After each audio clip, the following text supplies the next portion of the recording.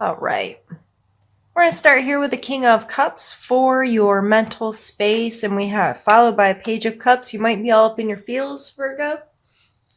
Your mental space may be very much connected to an emotional space for you right now, being consumed with your feelings or your thoughts about your feelings, trying to sort them out, be mature, make good decisions, be open and authentic. Those kinds of things may be really running through your mind. What are your emotional connections? Who are you connected to? Why? How? What does that mean to you? All of those big questions may be really bearing down on you mentally this month. But this is a king, so it seems to be coming from a good place, a mature place of really just being mindful of your emotional space. And it may very well, because we'll get to this five here in a second that's coming up in your emotions.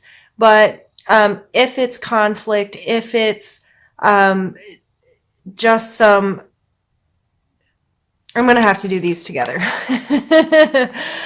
The five coming in your emotional space, the Five of Swords, like he can sometimes be a bully. Like, yep, he won.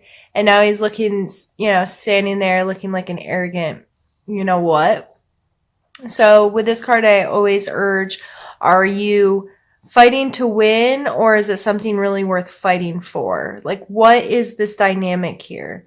And it coming out in your emotional space, I think it'd be wise to consider how you're interacting with people at an emotional level. Are you kind of beating them up to get your point across, or are you kind of taking advantage of the fact that you're smarter or wittier or have more facts or something of that nature? Virgo, if that's happening right now, this emotional stuff's on your mind, and then your your emotional space is feeling very, what's the word I'm looking for? Goodness, sorry. Conflicted, for lack of the word I was looking for. And then in your physical space, you have this Page of Cups, which is kind of an immature energy of kind of going with the flow. Like it's a silly kind of energy. Like he's got a fish in his cup. Right? So there may be a lot of emotions. It may, especially with this high ground card, in your physical space, it can maybe seem a little immature. It could seem a little like, why are we having this fight, or why is this conflict? It's not even a big deal.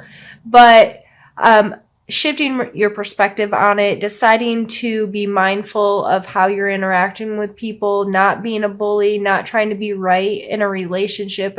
I really feel like this is relationship based, since two cup cards came out. Are you being mindful of how you could be negatively affecting your relationship with this win or lose thing? Because in a relationship, there shouldn't be winners and losers. You're on the same team, whether it's a friend, a family member, a spouse, or, significant other.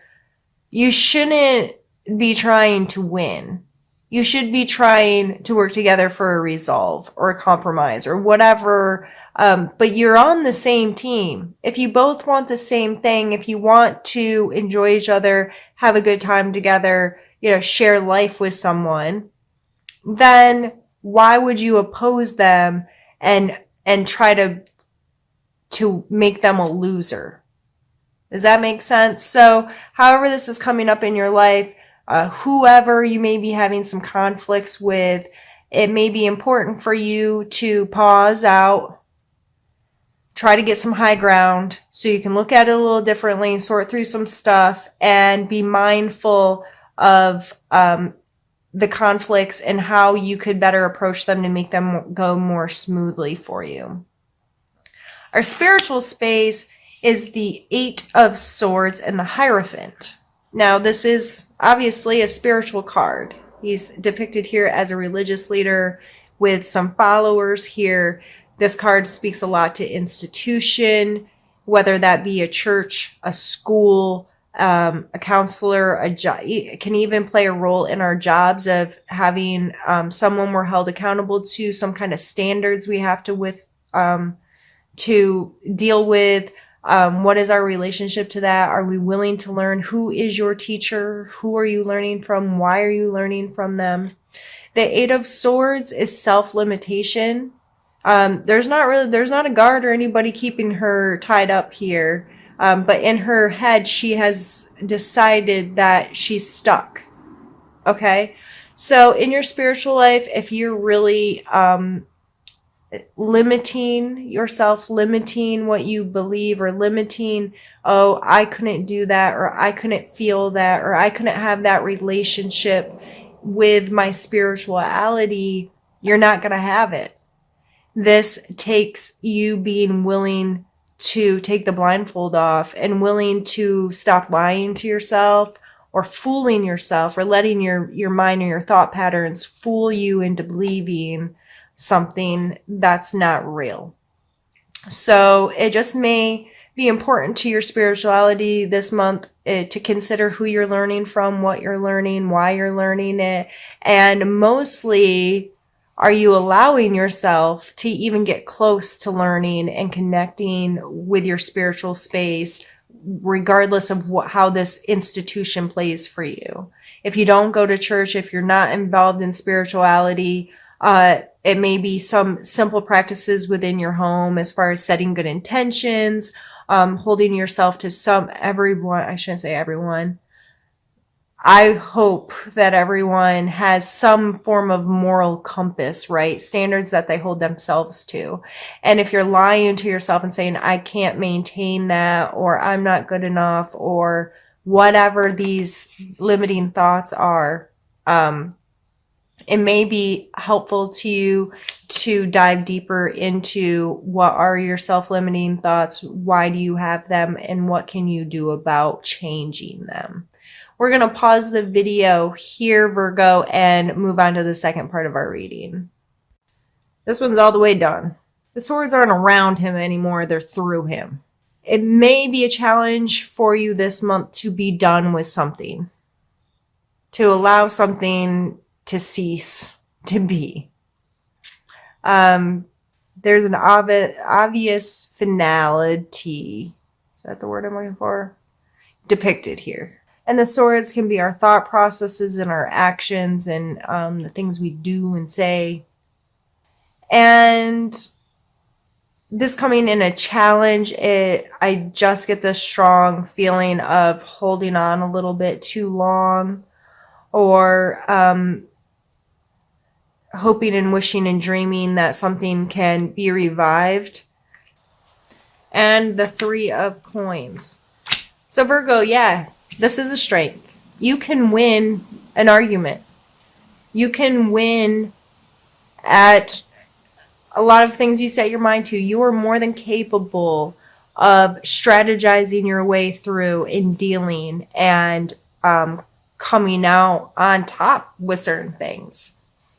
But again, I think this is coming out in a way, and it coming out twice, to stress what is your intention behind it. Because for this to be a strength, for it to be a strength to come out on top, higher ground, the intention has to be right. Like, are you just trying to win? And at what expense? What expense are you willing to have other people lose? The Three of Coins talks about teamwork and this union and people coming together. I think it's important to be mindful who you're interacting with, how you're interacting with them. How can you better interact with them? How can you take that high ground and get a wider perspective of the situation again, so things can be more run more smoothly? It's having the foresight to be like, okay, I know I have to deal with these people, or I know this is the situation.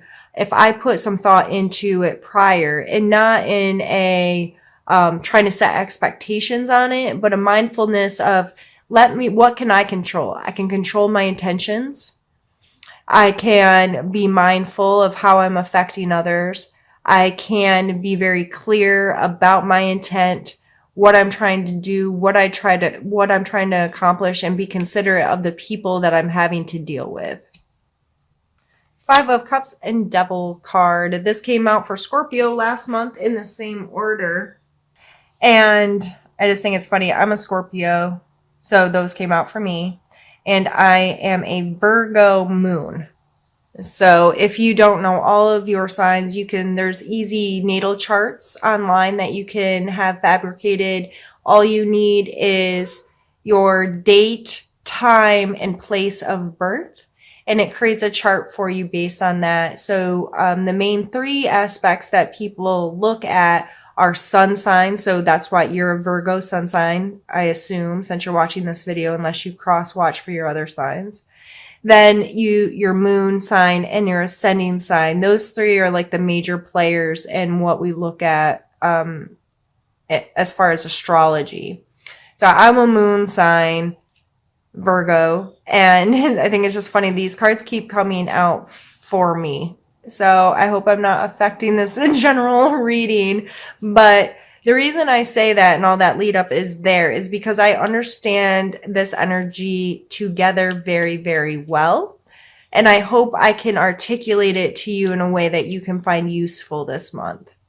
The Five of Coins, you got to think for fives this month, but the Five of, did I say coins? Cups, to me, is mostly to do with grief and loss. And this person is in it. They are very invested and paying very close attention to what they have lost emotionally, typically described as grief, right? And they are not able to see what's ahead of them. They are, the word that really comes to mind lately is ruminating. They're sitting there thinking about the past and thinking about what was and feeling very emotionally connected to something in their past and not able to see what's coming towards them. The Devil card is all about what or who we give our power to. This card speaks of our addictions, our bad habits, our attachments. This can be to physical things or even people. Allowing someone else to control your power as a human, to control your happiness or joy, to say, I can only be happy if this person meets this expectation for me, or allows me to be happy.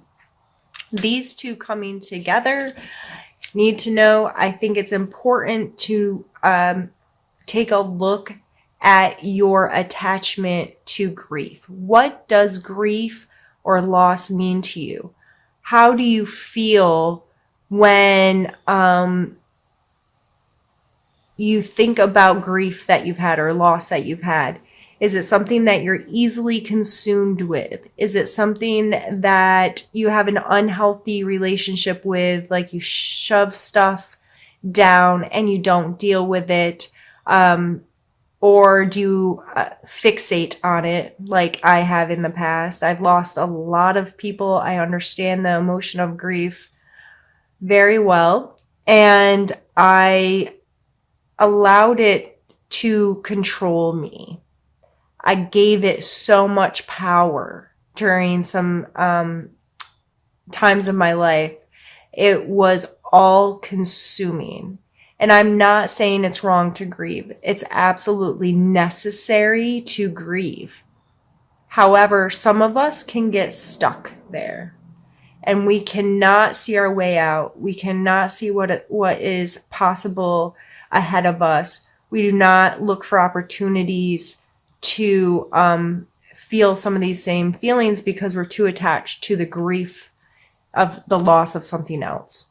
So if this is coming into your life at all this month, first off, I'm sorry if you're feeling this way. I'm sorry if you've lost something or someone this month that was meaningful to you.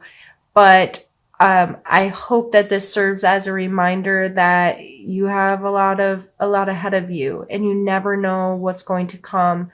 So yes, give yourself this time, give yourself the ability to deal with this stuff, but please don't get stuck and don't let it have control over you. I need to take it to the trash, but I keep forgetting. Actually, I should make him do it.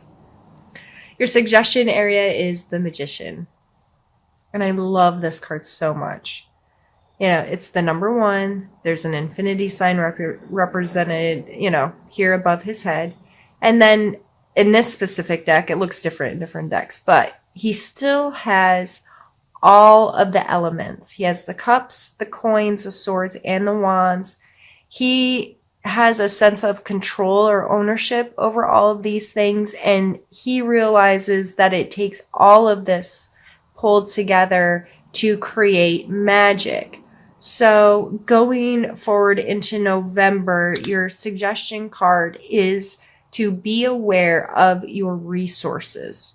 What skills do you have as a human? How can you try to stay balanced and not just be logical, not just be in your feelings, not just, and try to encompass as many of these different things as possible. And if you don't possess a certain quality, how can you learn about it more? How can you bring more of that into your life? Or is there a teacher or someone that can help you form a better relationship with the different resources you have within yourself as well as in your physical world?